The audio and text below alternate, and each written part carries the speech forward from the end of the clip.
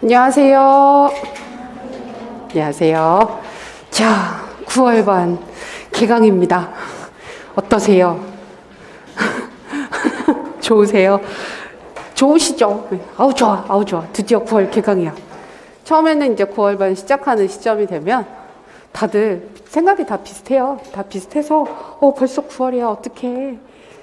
어떻게 막 나 되게 뭘 대단히 많이 한 건 아닌 것 같은데 벌써 9월이 됐네? 라고 놀래고 있다가 빨리 지나가면 안 되는데 막 열심히 근데 시간 되게 빨리 지나가잖아요. 그래서 막 되게 염려를 하고 있다가 한 10월 말쯤 그다음에 11월 초쯤 되면 막 이제 시험 정말 가까워지는 느낌이 들어서 되게 막 초조해 하시다가 갑자기 마음이 확 바뀌어요. 빨리 시험 쳤으면 좋겠다.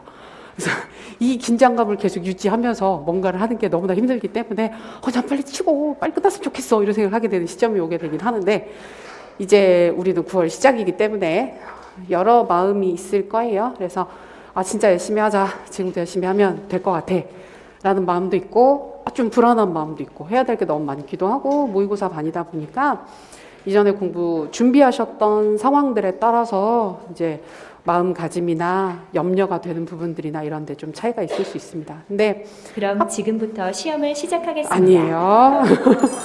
아니에요. 우리는 이렇게 하지 않아요. 이렇게 하지 않아요. 그래서 미리 트셨구나. 먼저 세팅을 하셨구나. 저 이렇게 하지 않아요. 있어요. 따로 있어요. 일정이 있어요. 맞춰서 진행하겠습니다. 그래서 그런 생각들이 많으시겠지만 우리 9월부터 시험 직전까지 할 수 있는 게 정말 많은 시간들이고 필요한 걸 다 할 겁니다. 필요한 걸 다 해서 반드시 좋은 결과가 나오게끔 열심히 잘 하면 되는 시점이기 때문에 오늘부터 열심히 합시다. 내일부터가 아니고 그다음에 이전에도 잘 하셨지만 또 이전에 했던 부분들을 토대로 해서 지금부터 하는 것이긴 하지만 오늘부터 하는 것들이 진짜 시험에 대부분 다 보시게 될 거예요. 많이들 보게 될 겁니다. 그러니까 오늘부터 힘내서 열심히 해보도록 해요. 화이팅! 자, 그래서 오늘 받으신 그 강의 자료 먼저 확인을 하면서 전체적인 강의 진행 안내에 대해서 말씀을 드릴게요. 오늘 자료가 지금 아마 따로 안내 받으신 경우도 있겠지만 문제가 있죠. 모의고사 문제, 그 다음에 문제를 쓰게 되는 답안지 있고 해설 자료 있습니다. 요거는 오늘은 지금 강의 세부사항 말씀드리면서 좀 더 말씀드리긴 하겠지만 일반 일정이랑은 조금 달라요. 오늘은 개강일이기 때문에 이것저것 안내해야 될 사항들도 좀 있고 그러다 보니까 좀 다릅니다. 그래서 모의고사를 한 번 봅니다. 오늘. 그래서 모의고사 문제와 풀이 자료는 우리 3번째 시간에 같이 확인을 하게 됩니다. 그래서 문제 풀이 자료가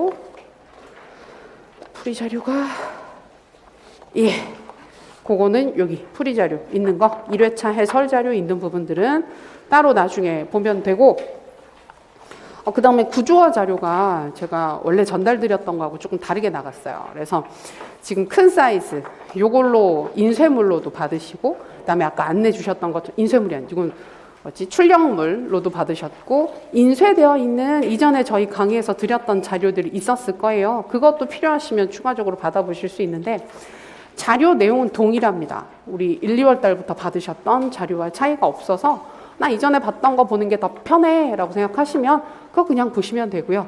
근데 추가적으로 활용을 하고 싶어 그러면 오늘 받으신 요 자료나 그다음에 추가적으로 인쇄물 가지고 가시면 되니까 그 부분들 같이 편하게 활용하시면 되겠습니다. 구조화 자료는 저희 1, 2월 강의부터 해서 쭉 나갔던 자료이긴 한데 강의 초반부에는 그걸 가지고 구조화도 같이 하고 확인도 하고 하죠. 근데 지금은 따로 하진 않습니다. 그래서 개인적으로 공부하실 때 활용하시라고 드리는 자료 하나 나갔고요. 그리고 연간 계획서라고 해서 나가 있는 강의 안내 자료가 있습니다. 요거는 이제 좀 이따가 같이 보면서 우리가 91월 강의 어떻게 진행하게 될 것인지 확인을 하게 될 거고요. 그 다음에 이제 자료가 3개라고 해야 될까? 2개. 진단평가 문제 있죠? 자, 예상은 하셨겠지만 오늘 진단평가 있습니다.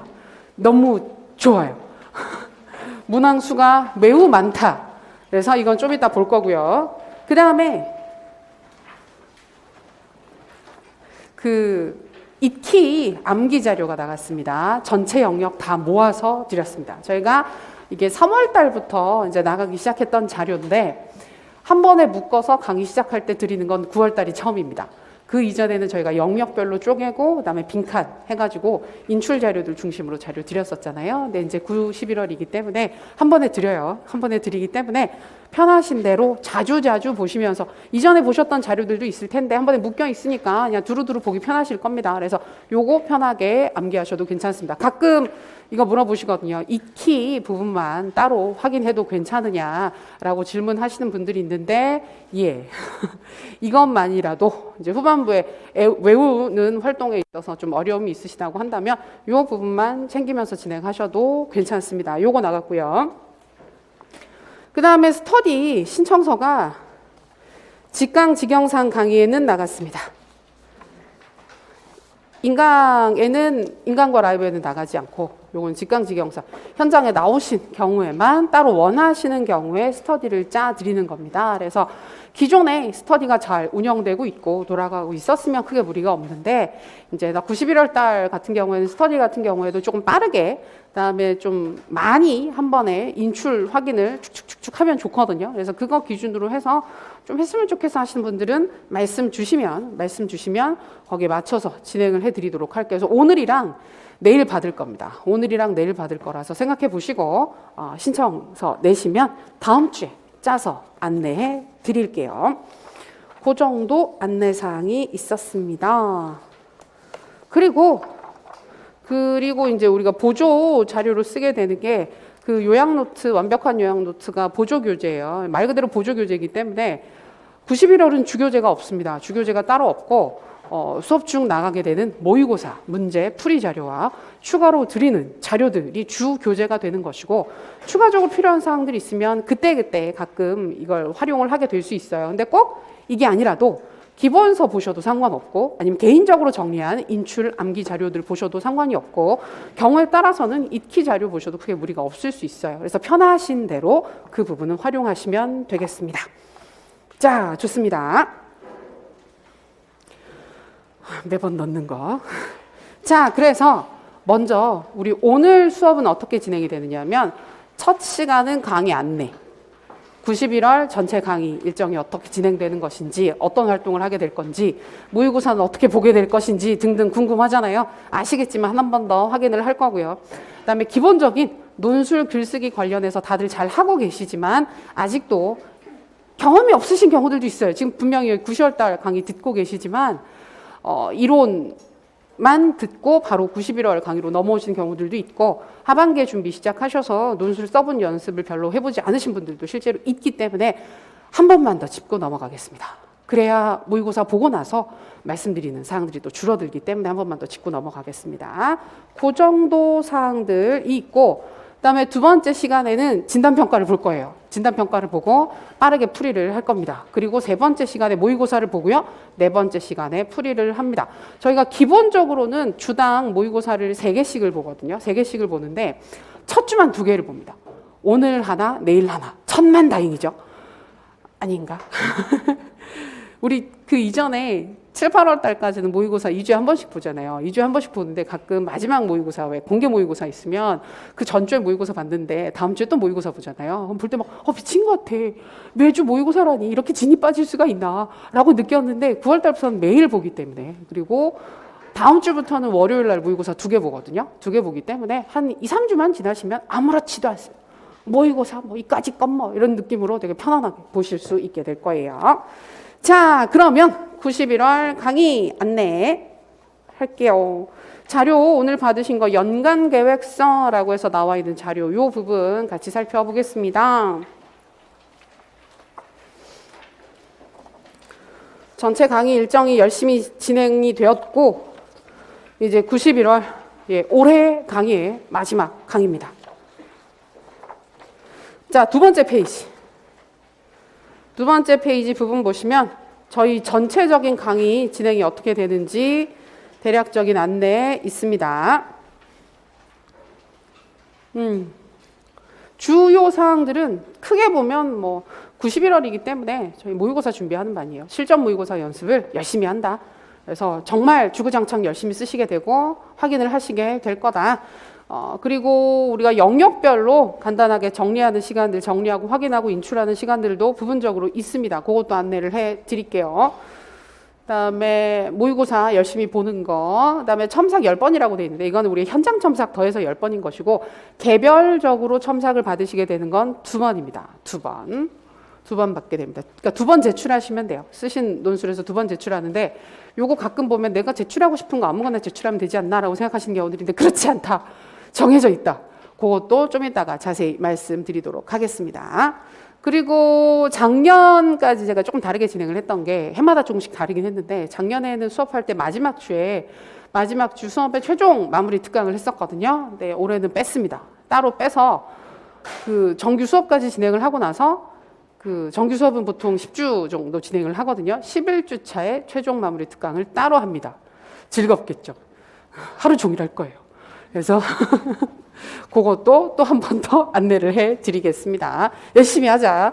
그래서 그 정도고. 그래서 여기 보시면 좀 전체적인 그 일정이 조금 다른 부분들이 있어서 그거 짚고 넘어가면 저희가 1주차부터 8주차까지. 그래서 총, 그러니까 8주차까지, 그 다음에 마지막 2주차, 마지막 1주차에서 8, 2, 1 해가지고 일정이 조금씩 다르거든요. 그래서 8주차까지는 월화 수업이 있습니다. 지금까지 똑같이. 그래서 똑같이 월화 직강 기준으로 9시부터 공식적으로는 1시 반까지, 그죠?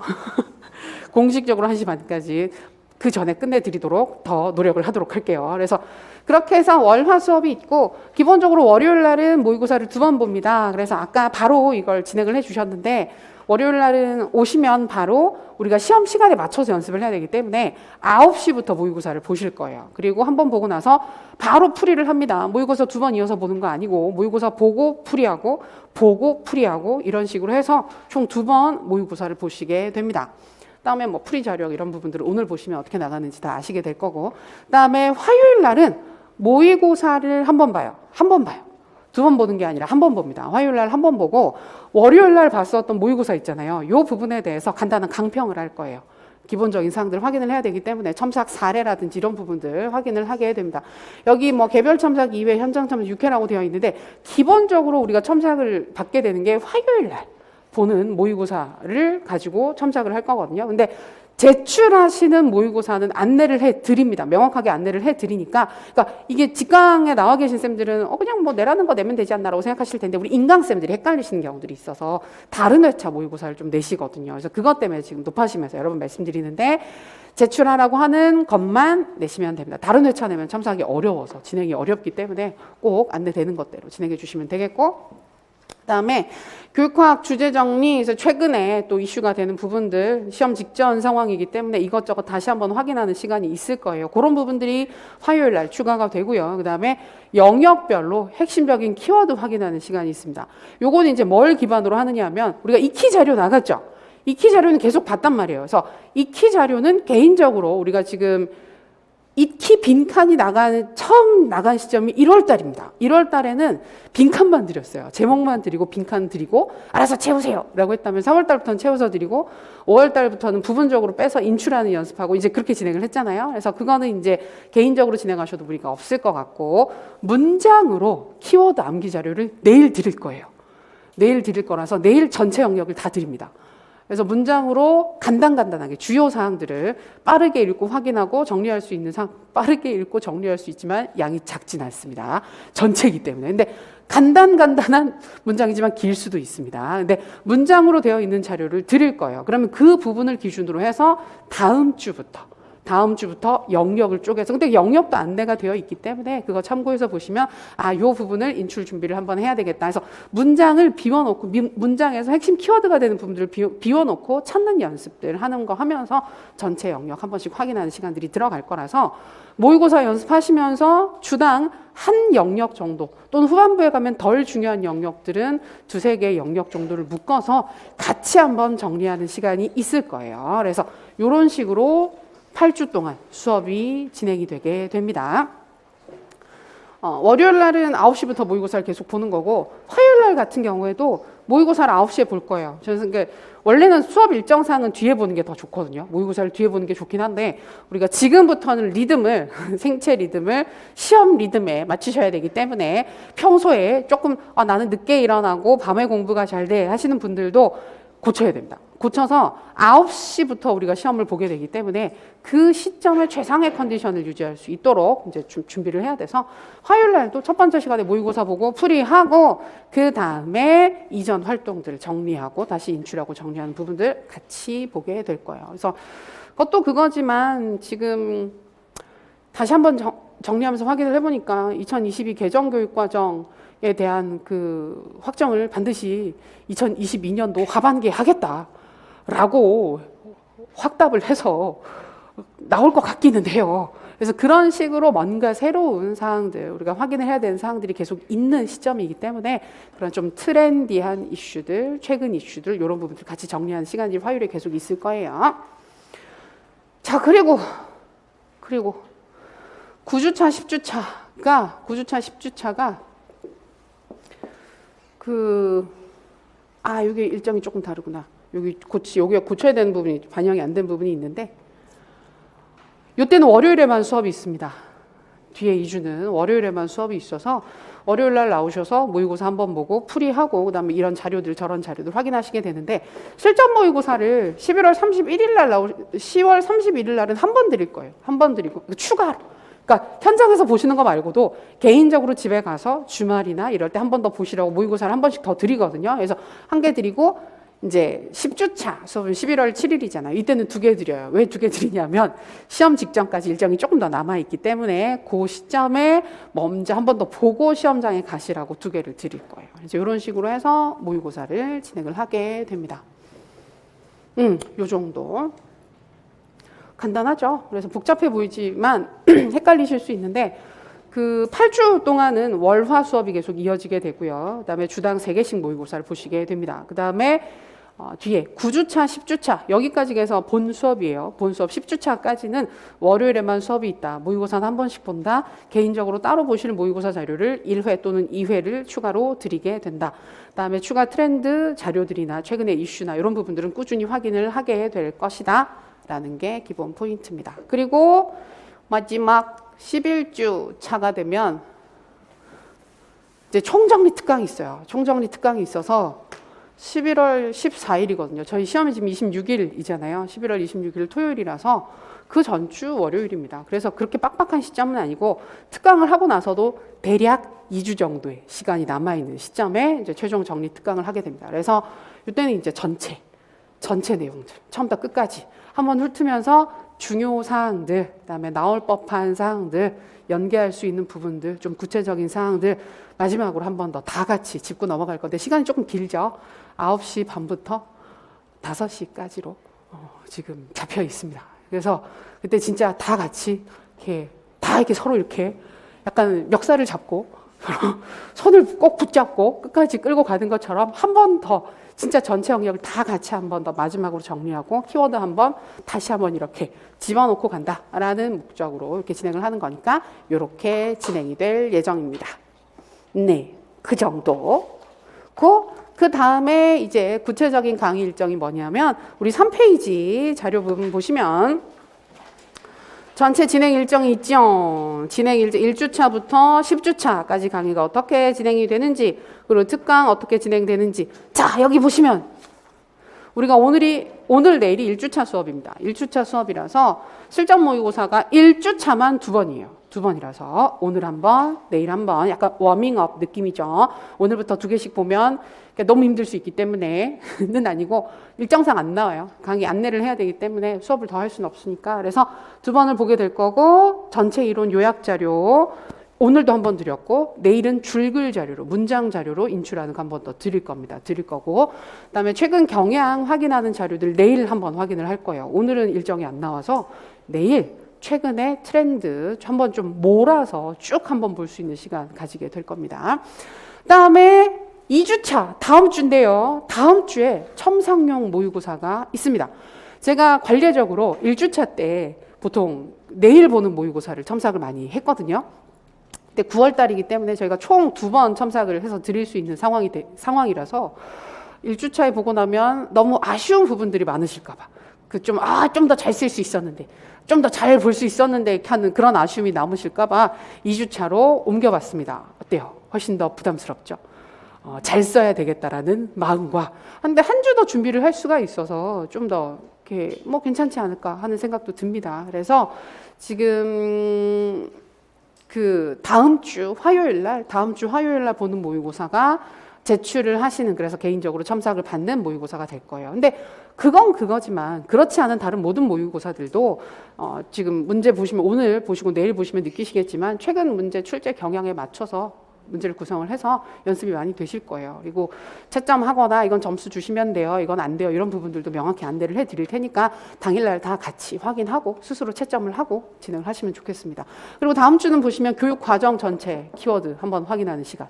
그러니까 자료를 이번 주에 다 드린단 말이에요. 그러니까 다음 주에는 교육 과정 영역을 같이 확인한다. 그 다음에 교수 이론 및 공학, 그 다음에는 교육 평가, 교육 행정 해서 주요 영역을 최대한 앞부분에 확인을 해서 개인적으로 반복하실 수 있게끔 구성을 하고, 심리 생활지도 하고 나면 주요 영역이 끝나죠. 7주차 되는 시점부터는 교육의 이해, 뭐 철학, 사회학 이런 부분들을 보게 될 거고, 7주차에 모의고사를 이제 내시는 게 한 번 더 있습니다. 첨삭용 모의고사가 7주차에 제출이 됩니다. 그리고 8주차까지 하고 9주차, 10주차 이런 식으로 해서 수업이 진행될 예정이다. 큰 흐름은 이해가 되시죠? 예전에는 아주 초반부에 이제 시험 바뀌고 나서도 11월 달 수업을 한 달 동안 수업했던 적이 있었어요. 그러면 9, 11월 수업이 있고 11월 한 달짜리 수업이 따로 있어요. 그러면 11월 수업은 보통은 월화 수업을 다 많이들 하셨거든요. 근데 저는 그때 또 11월 달 수업은 하루만 했어요. 왜냐하면 전공을 해야 되기 때문에. 그래서 교육학은 지금까지 그냥 열심히 공부를 하셨으면 한 10월 달 중반 넘어가는 시점부터 해서는 대단히 큰 공부를 새로 하신다라는 느낌보다는 지금까지 했던 사항들을 돌리면서 잊지 않게끔 유지 반복하는 게 포인트가 됩니다. 그리고 시험을 보시는 그 감각을 떨어뜨리지 않기 위해서 꾸준히 연습하는 거, 유지만 하는 거고, 사실은 11월 달 되면 정말 이렇게 교육학은 유지, 손에 이제 이렇게 붙잡고 가면서 유지를 하는 거고, 정말 미친 듯이 전공에다가 쏟아 부어서 이렇게 확 끌어올려야 되는 시점이잖아요. 그러다 보니까 이런 식으로 구성을 하고 있으니까 일정 참고하시면 되겠습니다. 네, 그 정도입니다. 자, 그리고 다음 페이지 4페이지 보시면 9, 11월 공부 어떻게 해야 될까 전반적인 사항들인데요. 이거는 뭐 해마다 그리고 하는 시점들마다 비슷하긴 하지만 제일 첫 번째, 현재 상태를 정확히 파악하자. 현재 상태를 정확하게 파악하자는 건 두 가지 포인트가 있다. 하나는 이론 관련해서 내가 얼마나 이론적 준비가 되어 있는가를 확인하는 거 하나. 그다음에 두 번째, 논술은 내가 얼마나 편안하게 잘 쓸 수 있는가. 이 두 가지를 확인해야 되는데 오늘 그 두 가지를 다 확인합니다. 그래서 이론 준비 사항을 확인하기 위해서 뭘 본다? 진단평가를 볼 것이다. 진단평가 문제는 80 문항이다. 그래서 듣기만 해도 기쁘고 가슴이 벅차고 좋아, 인출해보지 뭐 이런 느낌이긴 한데 많기는 많을 거예요. 근데 정말 이거는 좀 이따가도 말씀드리긴 하지만 높아심에서 말씀드리는데 푸셔야 돼요. 정말 푸셔야 돼요. 이거는 푸는 것 자체가 의미가 있어요. 맞고 틀리는 게 의미가 있는 게 아니고 인출을 해보려고 전체 영역을 한 번에 쫙 인출을 해보는 것 자체가 정말 지금 이 순간에 9월 공부 시작하는 이 시점에 나를 정말 있는 그대로 되돌아볼 수 있어요. 그래서 막 어떡하지가 아니라 그래야 내 상태를 정확하게 알아야 가장 효과적이고 효율적인 준비를 할 수가 있습니다. 근데 그 부분을 최대한 빨리 확인하기 위해서 오늘 진단평가를 볼 거고요. 그다음에 두 번째로 이제 오늘 모의고사를 본단 말이에요. 모의고사 보시면서 써보시면 이 정도면 내가 쓰기 힘든 부분은 글 쓰는 게 힘들어서 논술이 힘든 것인지, 글은 쓰겠는데 내용 준비가 안 돼서 쓰기가 힘든 건지, 아니면 정확한 사실을 쓰는 부분들은 문제가 없는데 여전히 활용을 하는 부분들이나 이게 내가 어려워서 논술 쓰는 부분들에 좀 걸리는 게 있는 것인지 등등 그런 부분들을 좀 더 명확히 보실 수가 있습니다. 그래서 오늘 그 두 가지를 다 확인을 하도록 할 거예요. 그다음에 그래서 우리가 이제 연습을 하는 두 가지 부분은 이론 정리와 논술 쓰기 두 가지를 연습하실 텐데, 논술은 저희가 강의에서 그 시점에 그 기간 동안 필요한 논술을 제공해 드립니다. 그래서 첫 주에 2개, 그다음에 두 번째 주부터 3개씩 쭉 나가고 그 후반부로 가도 주당 2-3개씩 연습하게끔 자료를 드리잖아요. 그 정도가 저는 맥시멈이라고 생각합니다. 논술을 주당 쓸 수 있는, 쓰면서 연습할 수 있는 최대 양이 그 정도고, 가끔 욕심나서 나 더 쓸 거야 라고 해서 이전에 모아뒀던 자료들이나 받으신 자료들을 가지고 논술 쓰는 연습을 되게 많이 하시는 경우들이 있는데 아주 효율적이진 않습니다. 근데 다른 문제를 보지 말라는 얘기는 아닙니다. 보시더라도 개요만 쓰세요. 문제 읽고 분석하고 개요만 작성하시면 아무리 길게 걸려도 반드시 15분에서 20분 안에 끝내야 되거든요. 시간을 정해놓고 편안한 마음으로 보시는 게 아니라 시간을 정해놓고 따라락 인출해보고 되네 안 되네 내용 확인하고 이렇게만 진행하시면 되는 거고, 실제로 처음부터 끝까지 다 써보시는 건 정말 주당 2-3개면 차고 넘쳐요. 차고 넘치기 때문에 그 정도 유지하시면 됩니다. 그다음에 이론 정리 같은 경우는 지금부터는 중요한 건 속도와 양입니다. 속도와 양이라서 계속 말씀드리지만 최대한 많은 양을 이제 인출하고 연습할 수 있게끔 인출 속도를 점점 높이고 한 번에 보는 인출 양도 계속해서 늘리면서 그 많은 양의 키워드 인출과 확인에 익숙해지실 필요가 있어요. 우리 월요일 아침이고 개강이고 비가 와서 그 좀 힘드시죠? 그 시작한 지 우리가 30분이 채 되지 않았는데 벌써 많은 선생님들이 피곤해 하시는 그 모습이 보이고 있어서 염려스러운데요. 그 힘을 내시고요. 9월이잖아요. 우리 열심히 하자고 얘기했던 게 아까 강의 시작할 때 할 수 있다. 열심히 하라고 말씀하셨을 때 그때는 그래. 이런 느낌이었는데 30분도 안 돼가지고 그런가? 이렇게 하고 계시면 안 되지 않겠나. 근데 그게 내가 나약해서 그런 게 아니라 원래 인간이 그렇습니다. 그래서 그렇게 나약해지는 순간에 이러면 안 되지 라고 다시 정신을 차리고 집중을 합시다. 할 수 있습니다. 그래서 그 인출이나 이런 부분들은 개인적인 속도가 있고 그다음에 스터디 함께 진행하시는 분들이 있으면 그런 속도에도 맞춰서 진행을 하시면 되기는 하는데, 포인트는 속도다. 편안하게 할 수는 없다. 그리고 항상 매번 공부하실 때 어떤 마음가짐이다. 내일 시험 본다. 내일 시험 보고 내가 오늘 보는 이 공부 분량 자체가 이거 보고 나면 시험 보러 가야 된다. 내가 지금 보는 이 순간이 시험 보기 직전 마지막에 보는 시험 공부다 라는 마음으로 절박하게 보셔야 돼요. 절박하게. 우리 시험 전날 진짜 절박하게 보지 않아요? 그날만. 그 전에는 편안하게 하고 막 책상 정리하고 그러고 있다가 시험 전날 되면 막 어떡하지 막 뭐 밥 먹으라 그래도 나 밥 먹을 시간이 없다 뭐 이러면서 보잖아요. 그래서 매일매일 그래야 돼요. 지금부터는. 할 수 있습니다. 너무 힘겹지만 할 수 있어요. 자, 그래서 그런 포인트들 생각해 두시고 진행해 주시면 좋겠습니다. 그 정도. 그 정도고, 지금 그 다음에 5페이지부터는 교육학 논술 서술 가이드거든요. 그래서 논술 작성 방법에 대한 전반적인 사항을 한번 확인하는 건데, 사실 1월 달부터 쭉 공부하셨던 쌤들은 다 아시는 부분들이고 너무 잘하고 계시는 부분들이에요. 그래서 약간 높아지면서 다시 한번 확인하는 거고, 그다음에 최근 시험 경향 맞춰서 보면 조금 더 보이는 부분들이 있어서 한 번 더 짚고 말씀드리는 거니까 편안한 마음으로 들으시면 되겠고요. 그다음에 그러지 않고 지금 나 논술을 별로 안 써봤어, 나 논술을 어떻게 써야 될지 잘 모르겠어 생각하신 분들도 분명히 있거든요. 그러면 그런 분들 같은 경우에는 조금 신경 써서 들으셨으면 좋겠다. 그리고 강의에 그걸 넣어드릴 거예요. 그 논술 글쓰기 특강을 넣어드리면 그거 안 들으신 분들은 꼭 들으셨으면 좋겠다. 그 논술 피드백 드릴 때도 형식 하나도 안 맞는 글 쓰시게 되면 글쓰기 특강 확인하세요라고 코멘트 드리긴 하는데 꼭 확인하셔야 됩니다. 그 번거로운 게 아니라 굉장히 짧은 시간에 글의 형식을 완성시켜주고 안정적인 점수, 그러니까 기본적으로 형식에서 점수가 빠지게 만들진 않고, 그다음에 채점자 입장에서 봤을 때 준비를 하나도 안 하고 왔네? 라는 느낌을 안 받게 할 수는 있어요. 그렇기 때문에 그 부분들을 확인하시면 좋을 것 같습니다. 논술 시험지 어떻게 구성되어 있는지는 아실 것이고, 오늘 3번째 시간에 보시게 되는 논술 시험지 자체도 최근 시험 출제 경향에 그대로 맞춰서 출제를 했기 때문에 이런 느낌으로 시험을 보겠구나 라고 염두에 두시면 되겠습니다. 우리 시험 시간은 60분이지만 모의고사에서 학원에서 저희랑 연습하실 때는 항상 55분 기준으로 합니다. 추가로 5분 더 드리긴 하지만 55분 기준으로 연습을 하셨으면 좋겠다. 그 다음에 우리가 기본적으로 쓰실 때 서론, 본론, 결론 글 쓰는 구조로 들어가는 거죠. 들어가게 되는데, 서론 많이 힘들어 하시는데 서론은 별거 없다. 문제를 제시하는 거다. 나 이 글에서 이런 얘기할 거야.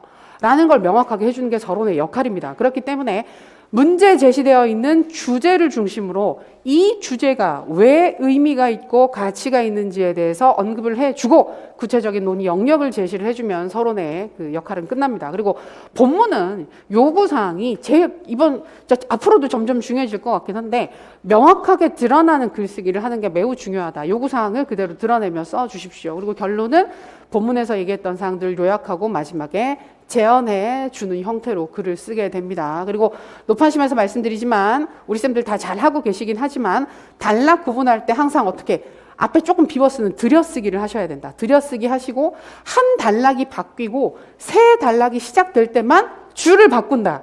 한 문장이 끝났다고 모든 줄을 바꿔서 쓰지 않고 서론이 끝났을 때 줄바꿈을 하고 본문 첫 번째 단락이 끝났을 때 줄바꿈을 한다. 본문 첫 번째, 두 번째, 세 번째, 네 번째 네 단락으로 구분을 하게 되는데 이 네 단락 구분은 문제에 보시면 앞에 문제 부분에 보면 여기 논술의 내용 부분이 하나, 둘, 셋, 네 덩어리로 쪼개져 있습니다. 그럼 그 각각의 사항을 한 단락으로 나누어서 쓰시면 됩니다. 절대로 해서는 안 되는 거. 내가 내 마음대로 문제 요구사항을 섞어서 독자적인 단락 구성을 하시는 분들이 있습니다. 의외로 꽤 있으십니다. 그래서 첫 번째 문제에서 물어보는 항목하고 세 번째 항목에서 물어보는 항목을 더해서 첫 번째 단락을 만들어서 쓰시고 이런 식으로 섞어서 쓰시는 분들이 꽤 있거든요. 근데 절대 안 된다. 채점자가 절대 못 찾습니다. 그리고 아마 답안을 작성하신 분이 문제 의도를 잘못 이해했다고 판단할 가능성이 높기 때문에 요구사항 그대로 글을 써주시는 게 중요합니다. 이거는 이제 시각적으로 봤을 때 들여쓰기랑 그 줄바꿈을 안 하면 얼마나 안 보이는지 들여쓰기와 줄바꿈을 안 한 글인데 어디서부터 어디가 한 단락인지 보이지가 않죠. 근데 이렇게 쓰시는 분들이 있어요. 본문을 다 이어서 쓰시는 분들이 있는데 안 보인다. 그럼 모든 문장을 줄바꿈을 하면 어떻게 될까? 역시 똑같습니다. 보이지 않습니다. 그리고 들여쓰기를 해도 소용이 없습니다. 근데 이렇게 하면 보이죠? 이거예요. 이것 때문에 들여쓰기와 줄바꿈을 단락 구조에 따라서 나눠서 하라고 계속 말씀드리는 겁니다. 제가 편하려고 하는 게 아니라.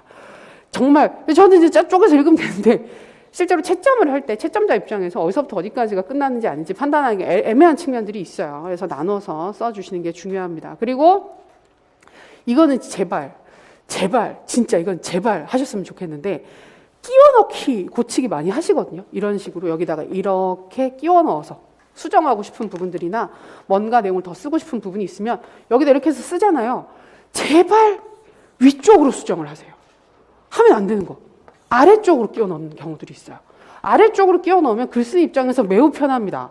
매우 편하죠. 왜냐하면 위쪽으로 끼워 넣으면 공간이 작잖아요. 공간이 작기 때문에 글쓰기가 불편한데 아래쪽으로 끼워 넣으면 글을 쓰다가 여기다 그냥 쓰면 되지. 문제는 뭐다? 다음 문장을 쓸 때 줄이 겹칩니다. 그러면 이게 지금 이 문장에서 이어지는 내용인지 끼어 들어간 내용인지 판단이 안 서는 경우들이 생각보다 매우 많다. 그래서 쌤들이 글 쓰고 나서 그걸 깨닫는 거예요. 글 이상하게 읽을 것 같은데 어떻게 해야 되지? 그래서 막 표시를 해요. 여기까지 한 문장이고 여기는 다른 문장 이렇게 표시를 하는데 훨씬 더 위험한 접근입니다. 이렇게 쓰시는 것 자체가. 그래서 끼워 넣기는 반드시 위쪽으로 한다. 그리고 쌤들 수정하는 거에 대한 불안이 좀 크셔서 많이 수정을 하면 감점을 하지 않을까라고 생각을 하셔서 수정을 조금만 하려고 하세요. 조금만 해서 여기를 조금만 고치고 여기 고쳐야지 이렇게 하시는데 그럼 훨씬 더 읽기가 힘들다. 글 쓰다가 이상하다고 판단이 되시면 여기를 부분적으로 수정하기보다는 그냥 다 지우는 게 훨씬 낫습니다. 다 지우고 새로 그냥 이어서 쓰세요. 훨씬 잘 읽힙니다. 그래서 우리가 수정을 할 때 기본 포인트는 채점자의 가독성입니다. 채점자가 실수하지 않고 내가 쓴 내용을 다 읽어주게끔 수정을 하는 게 포인트가 됩니다. 그래서 글을 쓸 때 우리가 그런 여유가 잘 없기는 하지만 항상 채점자 마인드로 접근을 해주시면 좋겠습니다. 그리고 또 높아지면서 말씀을 드리는데 이것도 끝까지 안 고치시는 분들이 있거든요. 우리가 오늘 받으신 답안지가 OMR 답안지가 이렇게 있죠. 실제 시험에서도 OMR 답안지 쓰시게 되는데 답란 작성 범위는 요 안쪽, 그죠? 여기 쓰게 유선지로 처리되어 있는 요 부분까지만 읽습니다. 나머지 부분, 그러니까 이거 바깥에 공간이 있잖아요. 그래서 수정하실 때 여기 바깥까지 쓰시는 경우들이 있어요. 그리고 실제로 답안지 첨삭용 제출하실 때 보면 어디에 그렇게 많이 쓰시냐면 제일 아랫줄 있죠. 바깥에 한 줄, 두 줄 넘어갈 것 같은데 귀찮지 않나? 라고 해서 두 번째 장에다가 안 쓰시고 첫 번째 장에 밑에까지 쓰시는데 실제로 이러면 이건 안 되죠. 안 읽습니다. 아마 채점하시는 것 때문에 그러니까 제출하시는 게 귀찮으셔서 한 페이지에 쓰시는 경우들도 있는 것 같긴 한데 실제 시험에서는 절대 안 된다. 이 답란을 벗어나면 스캔을 하지 않기 때문에 내가 쓴 내용을 읽어주지 못합니다. 그래서 꼭 이 답란 안에다가 써주시는 게 중요합니다.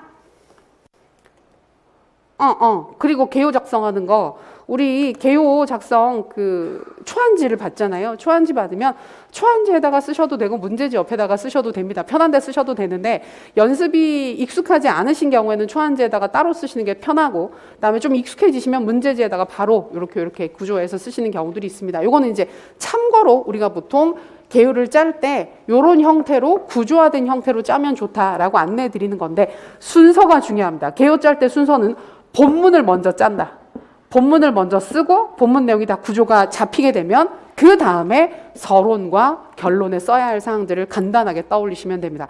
그리고 사실 서론은 문장으로 개요를 짜시는 게 더 나아요. 문장으로. 문장화해서 쓰시는 게 실제로 글을 옮길 때 수정이 적기 때문에 시작할 때 훨씬 더 부담이 적습니다. 그래서 개요, 본문의 개요는 키워드 중심으로 짜시고, 서론은 문장으로 한두 문장 정도 도입 문장을 실제로 글을 써보시고, 그다음에 결론은 사실은 그냥 약간 손 가는 대로 쓰셔도 크게 무리는 없어요. 시간이 부족한 상황이기 때문에 결론은 이런 얘기했어, 앞으로 더 열심히 합시다, 이런 식으로 끝내는 게 일반적이거든요. 그래서 그런 형태로 구성을 해주시면 되겠습니다.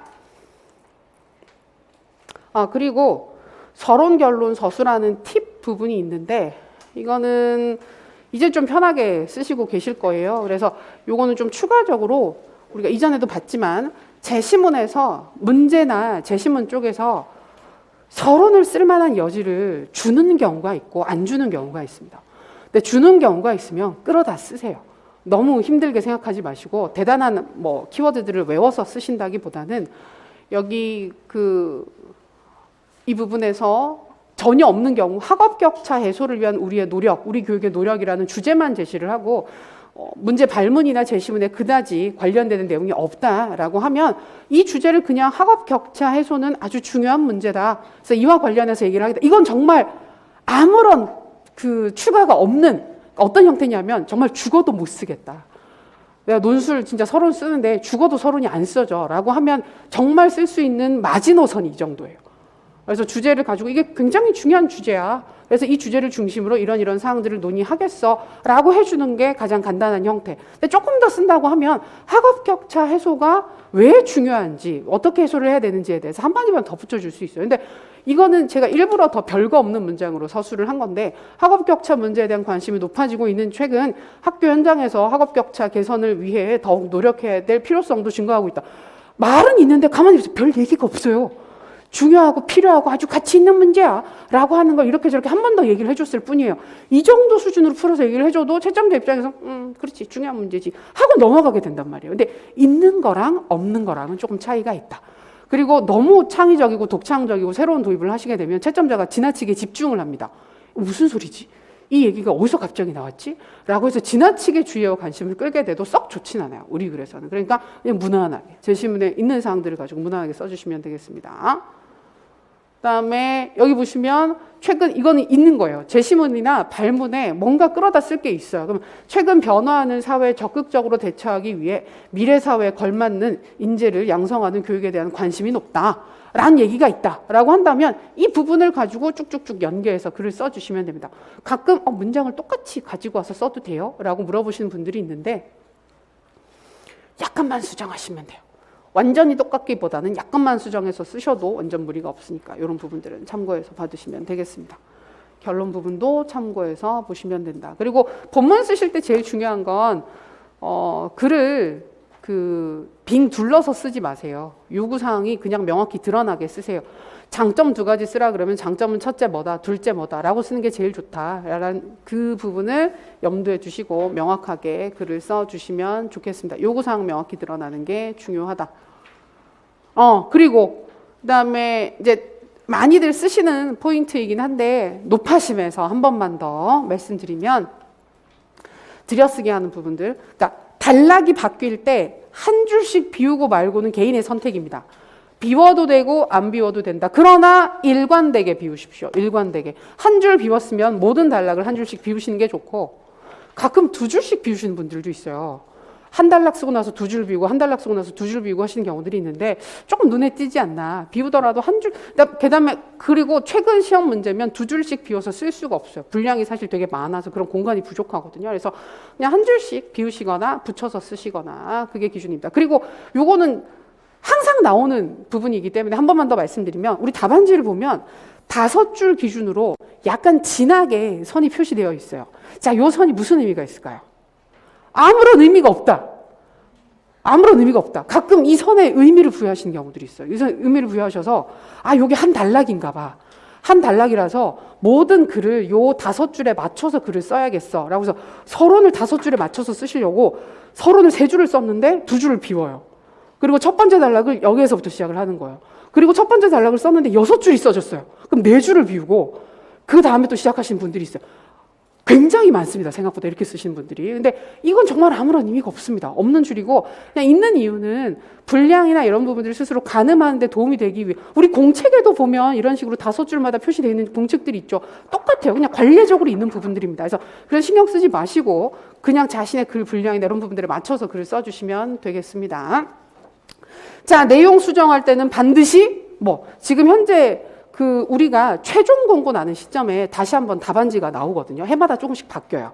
근데 답안지가 새로 나오면 앞부분에 답안 작성 시 주의사항이라고 해서 그 주의사항이 같이 공고가 되거든요. 그걸 다시 볼 거예요. 새로 나오면 그때 한 번 더 확인을 하긴 하는데 지금까지 나와 있는 지침으로는 화이트나 수정 테이프 수정액을 쓸 수 없습니다. 쓸 수 없고 답안 수정은 가로로 2줄을 긋고 수정을 하라고 얘기를 하고 있습니다. 그럼 그대로 하시는 게 맞아요. 막 3줄을 긋거나 4줄을 긋거나 까맣게 색칠을 하거나 해서는 안 됩니다.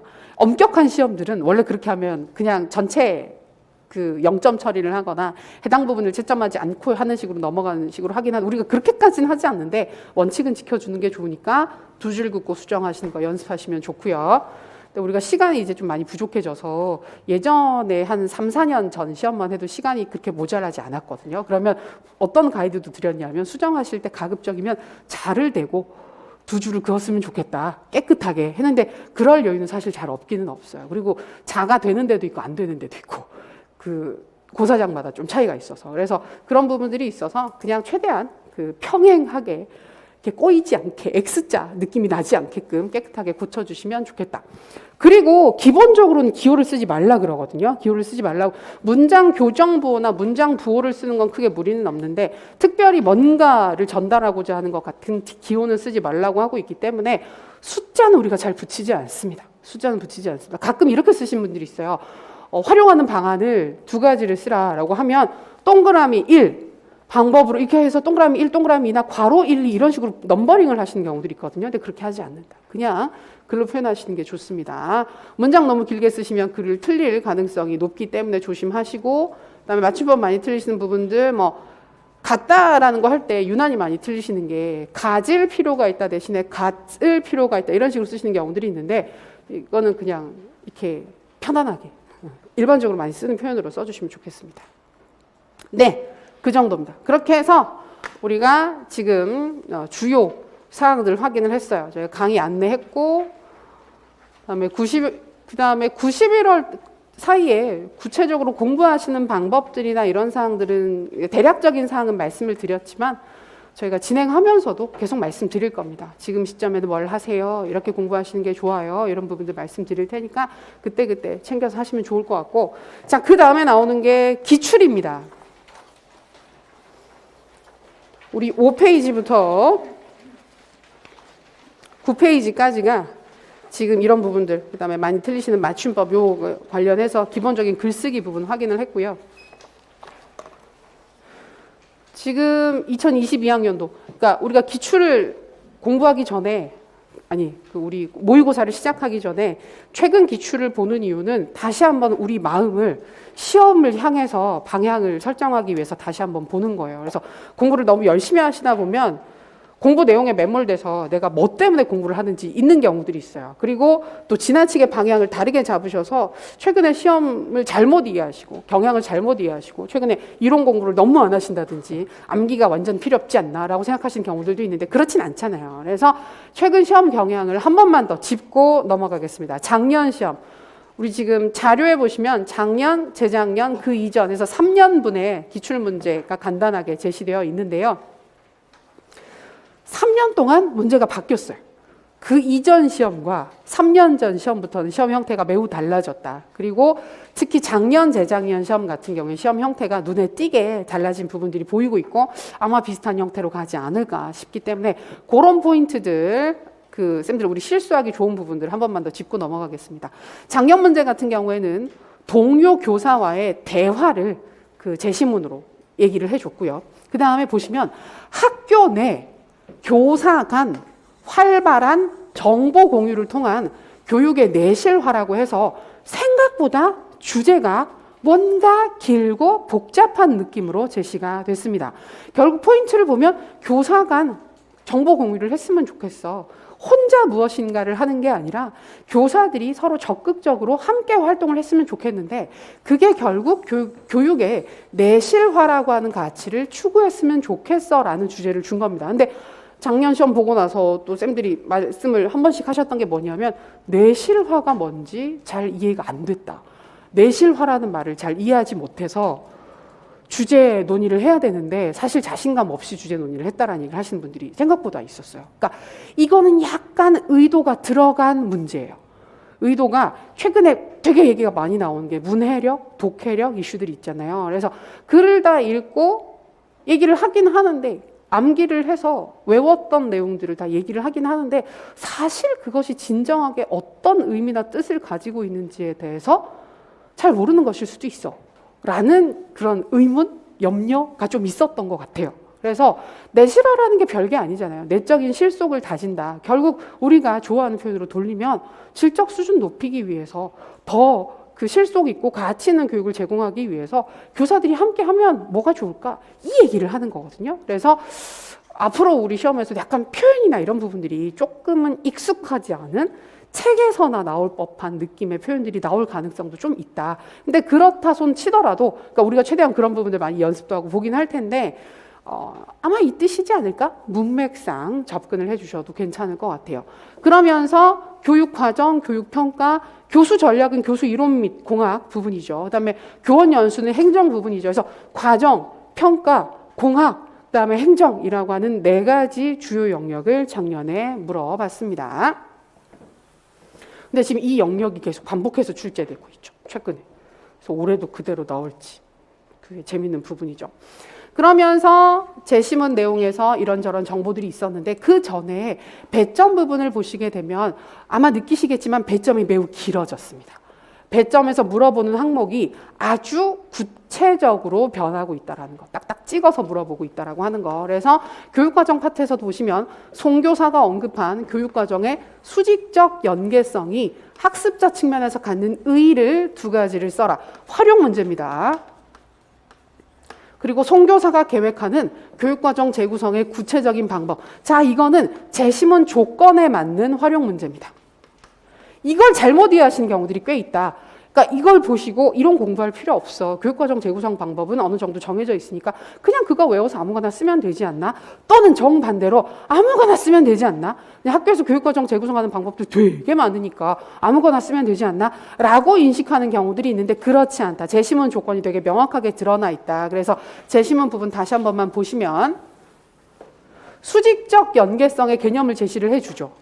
수직적 연계성은 이전 학습 내용과 다음 학습 내용이 연결되어야 합니다라는 개념을 주고 그러면 이 개념이 이전 내용과 새로운 내용이 자연스럽게 이어졌을 때 학생에게 뭐가 좋은지를 2가지를 쓰라는 거예요. 자, 이런 부분들은 우리가 책에서 암기해도 없어요. 없는 어떤 책을 봐도 교육과정 대사전이라고 해서 교육과정 학과 관련된 모든 자료들을 모은 책도 있거든요. 그런 자료를 찾아봐도 수직적 연계성에 학생에 대한 의의, 교사 입장에서의 의의, 학교 교육과정에서의 이런 건 없어요. 없어요. 장단점도 심지어 없어요. 이런 부분들은. 근데 결국 뭐냐 하면 개념을 정확하게 알고 있으면 이 개념에 근거해서 뭐가 좋은지는 생각해서 쓸 수 있지 않아?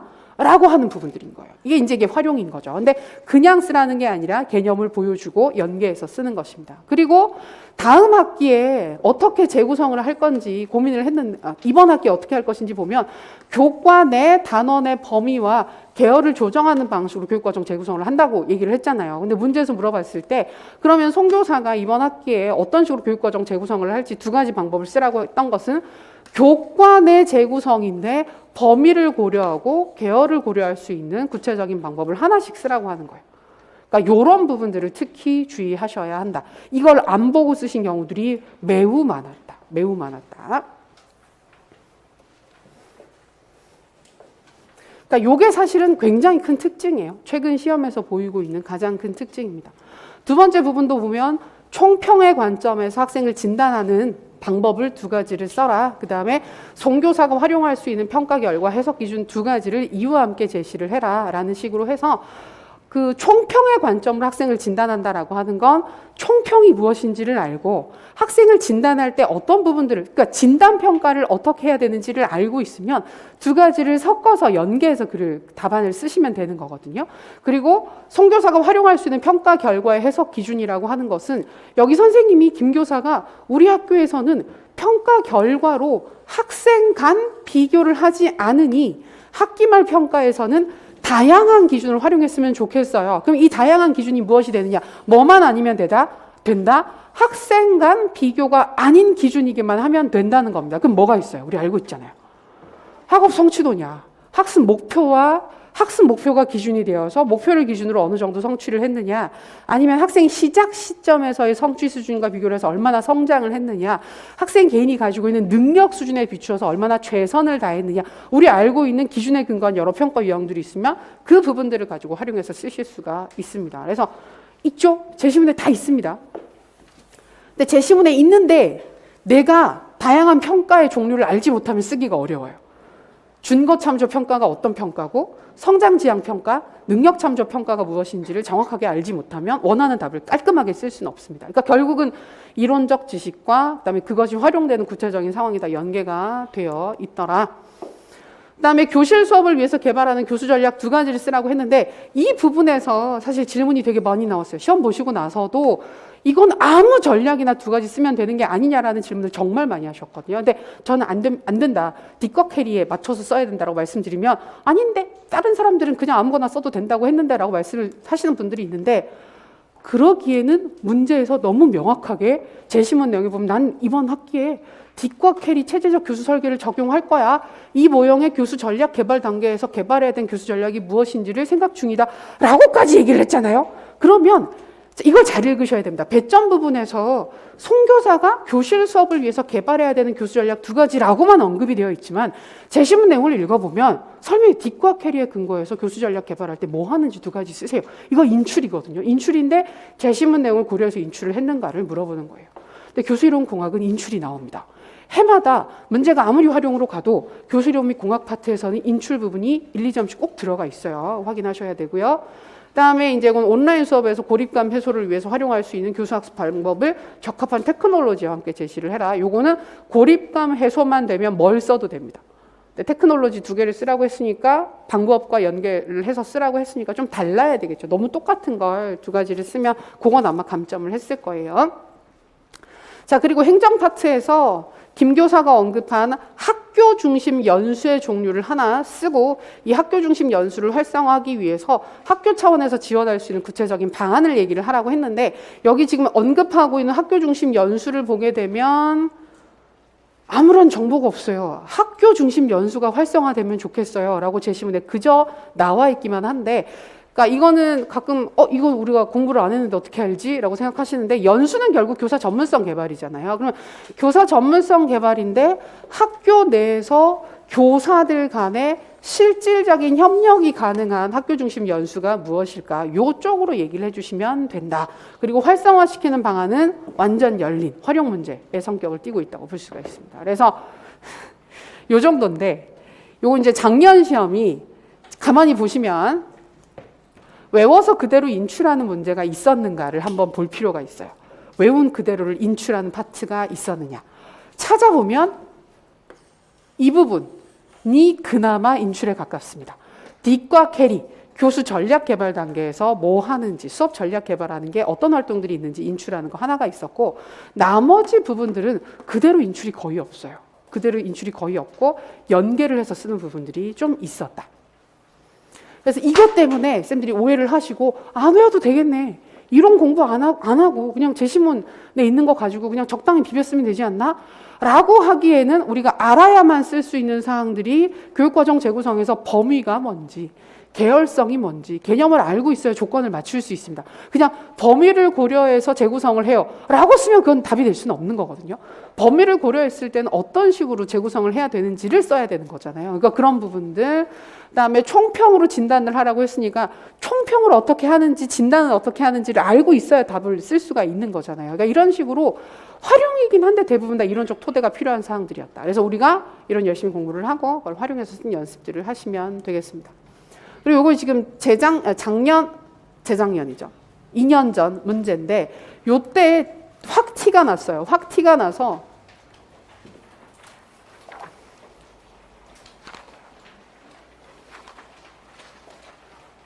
(15페이지입니다) 15페이지인데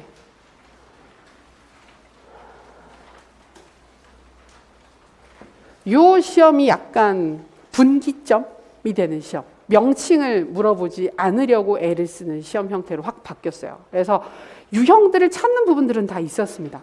근데 찾고 나서 이름을 요구를 하지 않았어요. 명칭을 요구하지 않고 그것과 관련된 장단점이나 실행 방안 쪽으로 문제가 다 출제가 된 겁니다. 근데 이제 작년이란 재작년 시험은 확실히 좀 달라 보이는 포인트가 뭐냐 하면 재작년 시험은 처음으로 그 3년 전 시험부터 약간 바뀌긴 했는데 요 시험을 보게 되면 스나이더 물어볼 때도 그 김 교사가 언급한 기존 관점의 장단점, 새롭게 관심을 가지게 된 관점에 적합한 교육과정 운영 방식 두 가지를 쓰라 그러면서 제시문을 읽어보면 각각의 개념이 지나치게 많이 언급이 되어 있어요.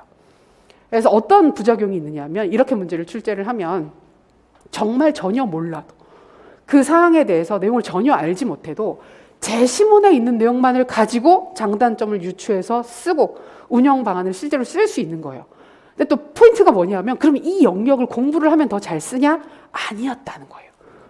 이 유형들을 정확하게 개념을 알고 있어도 개념까지만 아는 것이기 때문에 제시문에 나와 있는 내용 이상 다른 내용을 공부해서 알고 있는 게 없는 문제였어요. 그러면 이 이론을 공부한 사람과 공부하지 않은 사람의 답안에 차이가 없습니다. 그게 재작년 시험의 특징이었습니다. 그래서 그 부분을 약간 보완을 한 게 작년 시험이에요. 그래서 작년 시험은 제시문을 읽어보면 설명이 그다지 많이 없어요.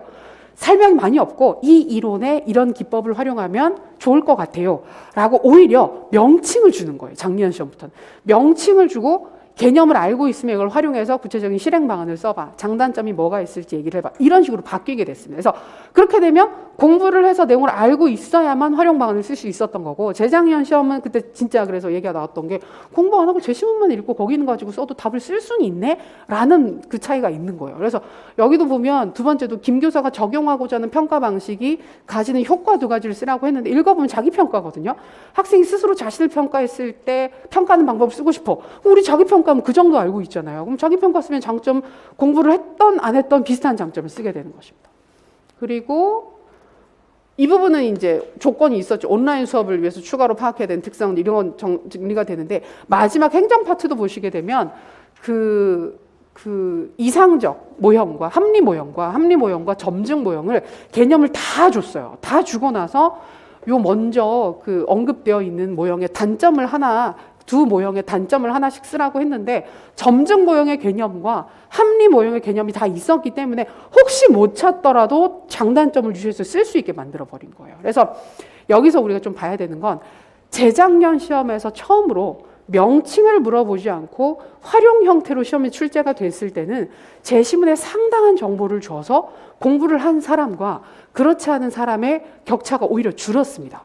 근데 작년 시험은 그렇지 않았다. 작년 시험은 명칭만 주고 개념을 공부한 사람과 그렇지 않은 사람의 차이가 존재를 했고, 활용을 해서 쓰는 부분에 있어서 이제 그 연습을 한 경우와 그렇지 않은 경우에 차이가 있었다는 거예요. 그래서 올해 시험은 이제 그런 부분들을 감안을 하면, 그리고 재작년 시험과 작년 시험의 채점 부분도 고려를 해보면, 재작년 시험은 제시문의 정보가 너무나 많았었기 때문에 거기에 관련된 내용들을 조금씩 끌어다 쓰면 채점자가 점수를 안 주기가 힘들어요.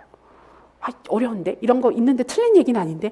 라는 식으로 생각이 되는 반면, 작년 시험은 아예 방향을 다르게 잡아버리게 되면 점수를 안 주기가 조금 더 편해지는 시험입니다. 그래서 그런 부분들을 감안하면 아마 작년 시험 형태의 기조, 그래서 명칭이나 이런 부분들을 제시하면서 연계를 좀 하는 부분들이 분명히 있을 것이고, 그다음에 부분적으로는 지금 작년에 뒷과 캐리 물어봤던 부분들을 봐도 인출하는 부분들을 좀 연계해서 물어보기가 좋지 않겠나. 그래서 한 2점 정도는 그대로 인출을 요구하는 파트들도 영역별로 있을 수 있을 것이다. 그런 부분들을 볼 수 있어요. 그리고 이제 재작년 시험이다. 뭐 글씨체가 왜 이래. 3년 전 시험이죠. 3년 전 시험 같은 경우에는 지금이랑 형태가 조금 다르긴 하지만 활용을 좀 적극적으로 하려고 하는 모습이 보였던 시점입니다. 그래서 참고하기 좋은 부분은 교육과정 쪽 문제예요. 교육과정 문제를 보시면 B교사가 말한 영교육과정이 교육 내용 선정해주는 시사점을 하나 쓰고, 그 다음에 B교사가 말한 교육과정 조직 방식의 명칭을 써라.